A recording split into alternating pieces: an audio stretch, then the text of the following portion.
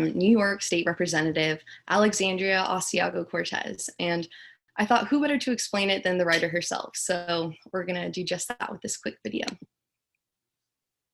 So the Green New Deal is a resolution on the floor of the House. And what it does is that it outlines specific principles by which our climate policy should be executed. And so those principles go down to three things. One, a 10-year timeline for decarbonization. Two, making sure that we are creating jobs in any climate legislation. And three, that we are centering and focusing on disproportionately impacted communities. Those are not hard to do.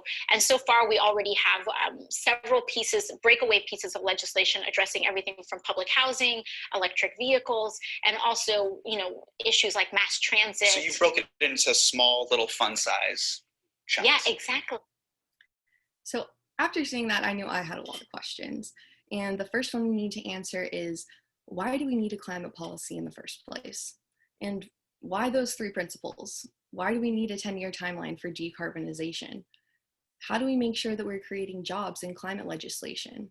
And why are they focusing on disproportionately impacted communities? Well, to answer these questions, first we need to talk about something called sustainable development. The United Nations defines sustainable development as development that meets the needs of the present without compromising the ability of future generations to meet their own needs. An investment in inclusive and sustainable economies can unleash significant opportunities for shared prosperity through things like improving health, addressing things like discrimination and resource scarcity, and providing economic opportunities in the process. Ultimately, the impact of sustainable development is an inclusive, sustainable, and resilient future for the people and the planet. Now, that all sounds pretty great, right? But how exactly do you achieve sustainability? For sustainable development to be achieved, it is crucial to harmonize three core elements: a healthy economy, social inclusion, and environmental protection. These elements are all interconnected with one another and are all crucial for the well-being of individuals and societies. Currently, there are two central issues that need to be addressed. The first is ending poverty. Eradicating poverty in all of its forms and dimensions is an indispensable requirement for achieving sustainable development. To this end, there must be the promotion of sustainable, inclusive, and equitable economic growth, creating greater opportunities for all, reducing inequalities, raising the basic standards of living, fostering equitable social development and inclusion, and promoting the integrated and sustainable management of natural resources and economies. The second issue pertaining to sustainable development is climate change. Here on the graph, you can see that, yes, our climate has been changing for hundreds of thousands of years, but our current climate epoch, the Holocene, was actually on a downward trend until right about the 1950s when the Industrial Revolution began and we started emitting carbon into the air. The more carbon that we emit, the more we disrupt the carbon cycle, which is the cycle that's supposed to regulate our climate. And although this has become a political topic in the United States, it is accepted as scientific fact by 97% of actively publishing climate scientists worldwide. But how exactly is climate change impacting the world? Top scientists from all around the world have been working together to answer just that. In 2018, two well-renowned climate reports were released, including the Special Report on Global Warming of 1.5 degrees Celsius by the Intergovernmental Panel on Climate Change, and the Fourth National Climate Assessment. Both reported three main takeaways. First, human activity is the dominant cause of observed climate change over the past century, causing sea levels to rise and an increase in wildfires, severe storms, droughts, and other extreme weather events that could threaten human life, healthy communities, and critical infrastructure. Second, global warming at or above just 2 degrees beyond pre-industrialized levels will cause a mass migration from the regions most affected by climate change, a loss of more than 99% of all coral reefs on Earth, and more than 350 million more people to be exposed globally to deadly heat stress by 2050.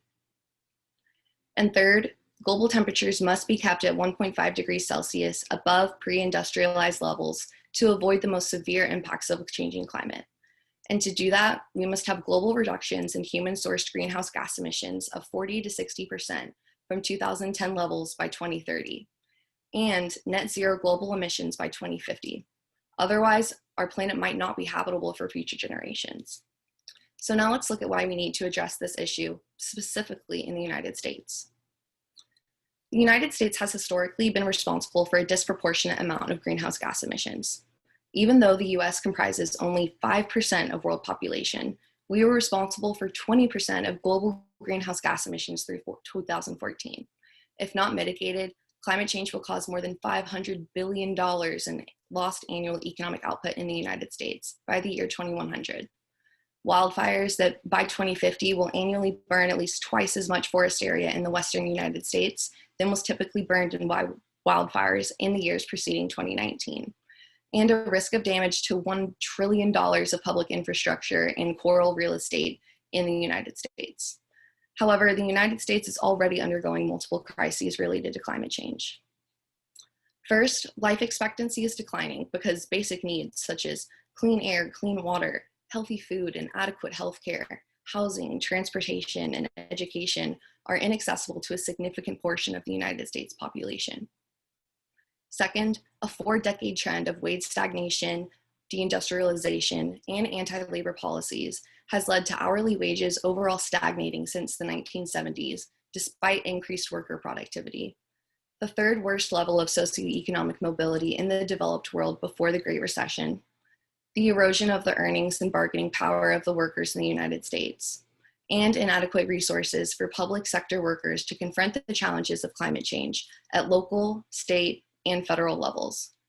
And then third, we are also currently experiencing the greatest income inequality since the 1920s, with the top 1% of earners accruing 91% of gains in the first few years of economic recovery after the Great Recession in 2008.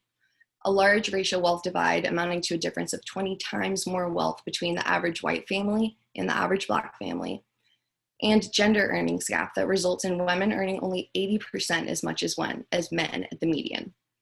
And all of these inequalities have led to another major crisis that is affecting millions of people in their own homes. Climate change, pollution, and environmental destruction have exacerbated systemic racial, regional, social, environmental, and economic injustices by disproportionately affecting frontline and vulnerable communities. An estimated 70% of the country's contaminated waste sites are located near low-income housing, and an Associated Press analysis suggests that 2 million people live within a 1-mile radius of the 327 Superfund sites vulnerable to climate change-related flooding, most of them in low-income communities and communities of color. One of the first environmental justice protesters, Almina Miles of Warren County, was asked about the systematic injustices and said, "I learned why we were targeted. They chose us because we were rural and poor, and they thought we couldn't fight it. They thought we wouldn't understand." And almost 40 years later, after the Warren County protests, the trends have continued. Today, Louisiana's impoverished river communities are polluted by big companies, creating the so-called Cancer Alley. Pahokee, Florida, a town whose population is 56% African American and 29% Hispanic, has had to confront the sugar industry, which polluted nearby Lake Okeechobee, endangering drinking water, fish safety, and property values. Paper mills have polluted Africatown, Alabama. Burlington Industries dumped cancer-causing PCPs in Cheraw, South Carolina. There's toxic coal ash in Uniontown, Alabama, and the list goes on and on. Vince Martin, an environmental activist for his neighborhood in Michigan, said that eventually a light bulb goes off and you see that your community is a sacrifice. We're actually Dr. Frankenstein's laboratory in Michigan. How are you just going to sit here using people as guinea pigs? So obviously we can see that we need some changes, and the Green New Deal offers a solution. It consists of 5 major goals that are centered around promoting sustainability, a 10-year mobilization plan to mitigate potential negative impacts, and as a result, we could live in a United States that has all of the benefits that come from sustainable development. Each of the goals are crucial to sustainable development. The first is to achieve net zero greenhouse gas emissions through a fair and just transition for all communities and workers. The second is to create millions of good, high-wage jobs and ensure prosperity and economic security for all people of the United States. Third is to invest in the infrastructure and industry of the United States to sustainably meet the challenges of the 21st century. Fourth is to secure for all people of the United States for generations to come clean air and water, climate and community resiliency, healthy food, access to nature, and a sustainable environment. And last, to promote justice and equity by stopping current, preventing future, and repairing historic oppression of vulnerable and frontline communities. The 10-year mobilization plan is developed through the transparent and inclusive consultation, collaboration, and partnership with frontline and vulnerable communities, labor unions, worker cooperatives, civil society groups, academia, and businesses. This procedural justice framework has proven to mitigate any potential negative impacts from their transition. And as a result, we will dramatically reduce greenhouse gas emissions, create high-paying jobs, ensure basic human rights, and end all forms of oppression. Now, all of these things sound pretty good, right? So what's the deal? Well, there's a lot of confusion as to what exactly would happen if the Green New Deal was passed. President Trump has claimed that the Green New Deal would take away your airplane rights. Senator Tom Cotton told Hugh Hewitt that the proposal would confiscate cars and require Americans to ride around on a high-speed light rail supposedly powered by unicorn tears. However, the resolution doesn't do any of those things. From a cultural perspective, it does call for policies and projects that would eventually change the way that we design buildings, travel, and eat. For example, cows. To reduce methane, which is a powerful greenhouse gas that cows and other livestock emit, the resolution proposes working collaboratively with farmers and ranchers in the United States to eliminate pollution and greenhouse gas emissions from the agricultural sector as much as technologically feasible. There's also a strong financial concern. Opposers to universal healthcare have pegged the cost to the federal government of providing Medicare to all at $32 trillion over 10 years. But studies show that it would actually save taxpayers $2 trillion during those 10 years. And taxes would only increase for those making over $400,000 a year. Many think that it would be impossible to convert the country to 100% clean power. In Vermont alone, which already has a goal of achieving 90% renewable energy by mid-century, the cost is estimated at $33 billion. Yet the state has seen job growth in clean energy sectors, and their policies are already spurring cost savings for customers. Modernizing the electrical grid across the United States could cost as much as $476 billion, yet reap $2 trillion in benefits, according to a 2011 study issued by the Electric Power Research Institute. But remember, we aren't the first country to consider this. So let's look at some global examples to see what climate policy looks like around the world. Climate mitigation is currently a worldwide investment. Global climate-related financial flows saw a 17% rise from 2013 to 2016, from $584 billion to $681 billion. And it's not just developed countries that are making changes. This pie chart shows that in 2019, at least 120 of the 153 developing countries had undertaken activities to formulate and implement national action plans, an increase of 29 countries over the previous year. Additionally, climate-related financing provided by developed countries to developing countries increased by 14% in 2016, reaching $38 billion. But still, why should the US undergo an energy transition when we have countries like China who are emitting way more than we do? Yes, China is currently the world's largest greenhouse gas emitter. Yet, even they are still working towards a transition with the creation of multiple green cities and even the world's first forest city. Its decarbonization is paramount to preventing dangerous climate change, and the cost of wind, solar, and energy storage has fallen so fast that building clean power is now cheaper than building fossil fuels, a lot cheaper. New research shows plummeting energy prices mean that China could reliably run its grids on at least 62% non-fossil electricity generation by 2030, while cutting costs 11% compared to a business-as-usual approach. This trend mirrors widely reported modeling showing that the United States can reach 90% clean energy by 2035, while cutting wholesale power costs by 10%. Other countries have already undergone an energy transition as well. And considering that the Green New Deal is modeled similarly to the policy plan that guided Oslo, Norway through their transition, I thought that it would be nice to take a look at how it impacted them.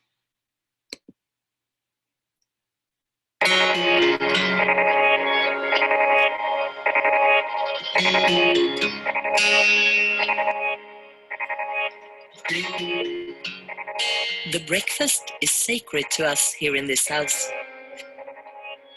We talk about what we are going to do, smile and laugh. If we are good, we all clean the table and we recycle the waste. The kids love to help. The first cargo bikes we had were without an electric motor, but with all the hills in Oslo, we soon realized that we had to make a change. The city council supported the purchase of electric cargo bikes, so there are more of us every day. We also get much faster and cheaper to kindergarten and work than by car. And the twins? They love the bike. I think our small daily adventures is what the kids will remember when they get older. It is crazy to think that this bus is fueled on our recycled food. The way towards a carbon-free society should have meant that my gas station would have to close its doors. But I have done some big changes. Now we are an energy station.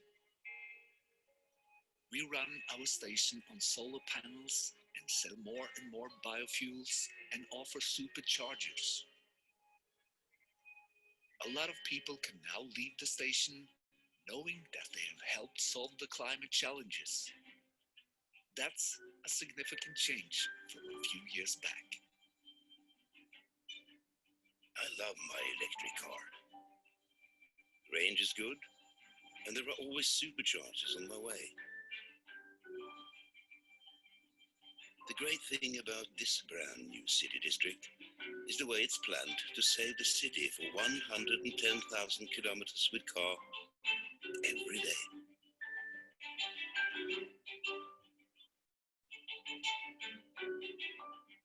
As a young man, my father worked at a mechanical workshop here, and at that time, they just flushed pure mercury straight into the fjord. No one could swim here, and the fish just died.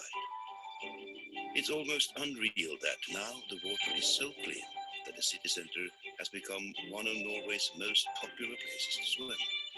We can also fish for trout, both here and in most of the rivers in the city. I think both my father and the rest of the people in Oslo should be proud of that.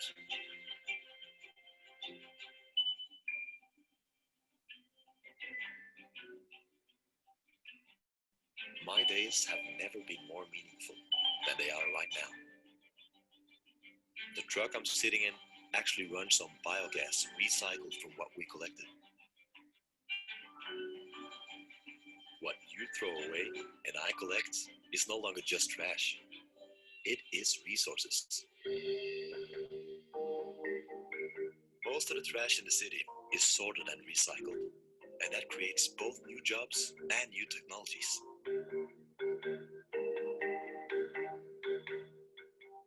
The residual waste is burned and turned into energy, returned to its residents.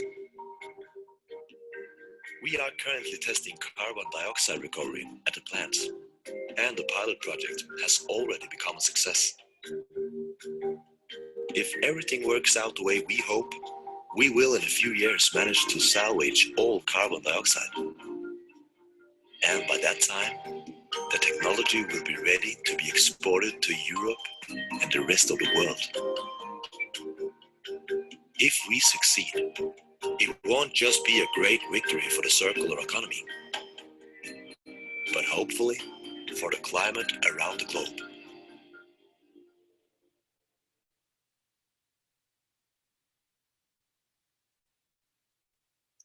All right, so in conclusion, it is cheaper to save the environment than to destroy it. And the Green New Deal offers us a solution through the elimination of poverty and the mitigation of climate change to build a path to a new sustainable future. So thank you all so much for listening to my presentation today. Here's a list of my sources. And does anyone have any questions?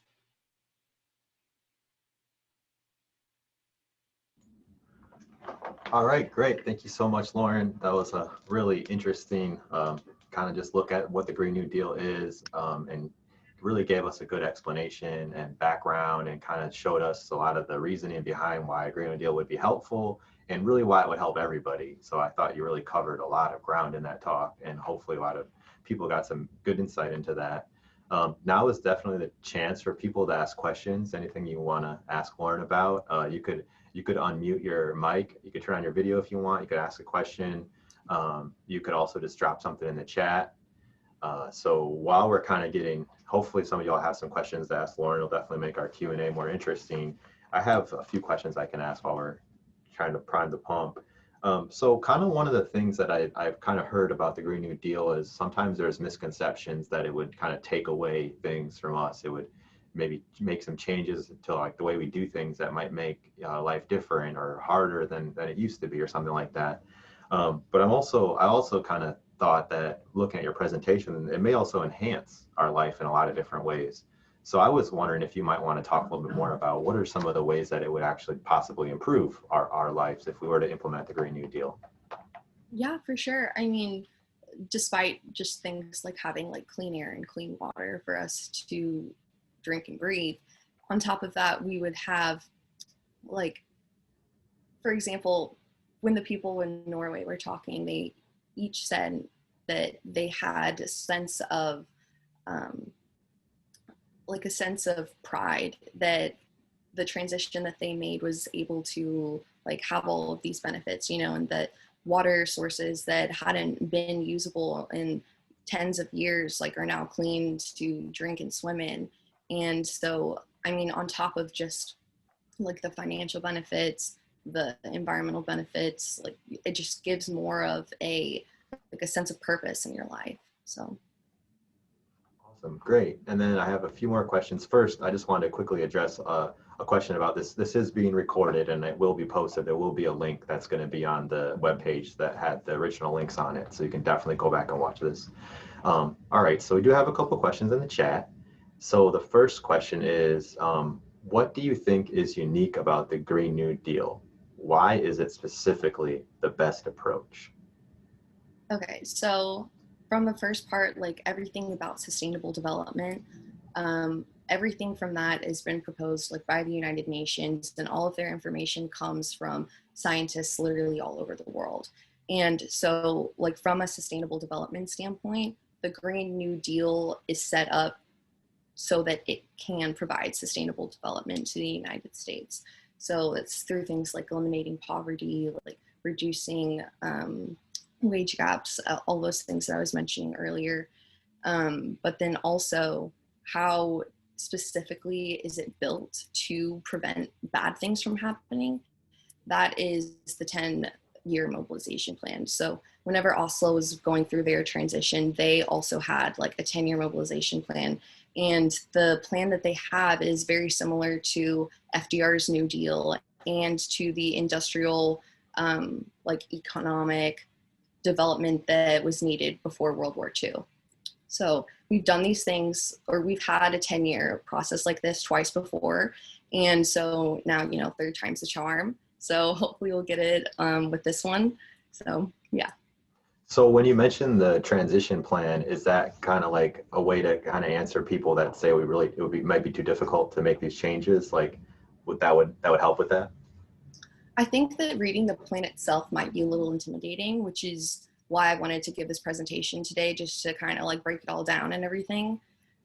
From a social standpoint, you know, I said things like how people think that, you know, we're not gonna have cars, we're not gonna have airplanes, we're not gonna have like hamburgers and stuff, and like that's just not true. Like we saw in Oslo that they still had cars. Obviously we're still gonna have airplanes, they just will be running on renewable energy. And like the policies and the way that they plan on attacking those different problems is through like intense like collaboration and through like actually like partnership and like going out there and like talking with the different industries and seeing like what problems are you facing, like how can we like work together to solve this problem. So like that's why it would take like a 10-year process. But yeah, it's supposed to help to mitigate any of the potential like bad things that people think would happen. Okay, great, thank you. All right, so I have another question in the chat, and this poster would like to know, how does the Green New Deal differ from Joe Biden's $2T plan, if you have that information or not? I do not know that much about the $2T plan. Okay. But that's a really interesting question, and I'll have to start looking into it. Yeah, sorry we're not able to give you all that answer, but I probably just do a little bit of research. I do know that I think Joe Biden has had a little bit of influence from the Green New Deal, at least more recently. I don't know exactly the differences between the Green New Deal and his $2T plan. Definitely worth looking at and getting some more information for people that are interested in that. All right, this is another question. Have you found any downsides to the Green New Deal? Is there anything that we should be concerned about? Honestly, no. I mean, initially, like right up front, it would cause, because like climate change is a political topic in the United States, it could cause a little bit of like polarization between like the people who are for it and the people who are against it. But ultimately, there isn't anything negative about the Green New Deal at all. Like everything is just like super positive. It's like all about sustainable development, and it's just about making the world a better place, honestly. And I think possibly some of the people's some criticism could be like the cost of it, which I do think you addressed the cost. Do you want to maybe just make that point again? Yeah, so a lot of people think that the Green New Deal is going to be extremely expensive and like a financial burden, but all of the studies have shown that it actually saves money. And it's a lot cheaper to save the planet than to destroy it. So, I mean, at the end of the day, we need clean water. These are things that like we just need. And this gives us a plan so that we can make that happen and secure that for not just our generations, but, for like my kids and their kids after that. So. Yeah, great. Thank you, Lauryn. And then I think like thinking about like the cost, just to put it in perspective, when Lauryn says it's going to be cheaper to save the planet than to destroy it and like repair it, we could look at the cost for things like Hurricane Harvey or the wildfires that are happening in California right now. I mean, these are millions and millions, possibly, billions of dollars that it's going to cost to rebuild and repair, which is the kind of helping make that case that it would be cheaper, to actually do things ahead of time to try to not have less climate change related disasters and not have to clean up after ourselves, but to be more resilient ahead of time. And that's also why, it could be cheaper up front. And then I guess there's a follow-up question. Are the upfront costs of concern for policymakers? So upfront costs are definitely a concern. Yeah. But if you think back to whenever we were watching the video in Oslo, the family, they were concerned because, they take a bike to drop their kids off at school every day. Who wants to bike however many miles to school every single day with your two kids in the back, right? So the government actually put forward like some sort of like incentive plan so that people would buy those, and they promoted them so that like they were able to get from point A to point B efficiently and faster while still being green. So it's like the different incentives that are pushed forward by the government. Yeah. All right, great. I'm not seeing any other questions in the chat. Give it like a few more seconds. I guess as we're waiting, I can ask any more if any more pop in, but I just wanted to quickly talk about what we have coming up next. So I'm going to just stop sharing Lauryn's screen here. I'm going to start sharing my own real quick. And just quickly, there's not a whole lot. We're going to go over here. But I just wanted to mention, all right, are y'all seeing my screen, hopefully? All right. So what we have coming up next on October 15th, we have two different conversations happening from two of our interns. Michelle Lee is going to talk about the Uyghur conflict in China. It's a form of ethnic cleansing that's happening right now in our world, and we're going to learn a lot more about that. I think that'll be a really interesting conversation.